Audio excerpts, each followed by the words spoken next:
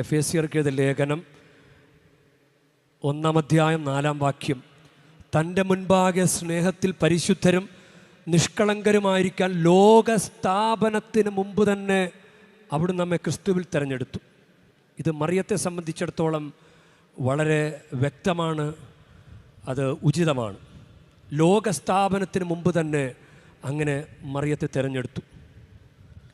ഇപ്പം ക്രിസ്തുവിൻ്റെ പരിത്രാണ ദൗത്യത്തിന് വേണ്ട യോഗ്യതകൾ മുൻകൂട്ടി കണ്ടുകൊണ്ട് പിതാവായ ദൈവം മാതാവിന് കൊടുത്ത യോഗ്യതയാണ് അമലോത്ഭവം.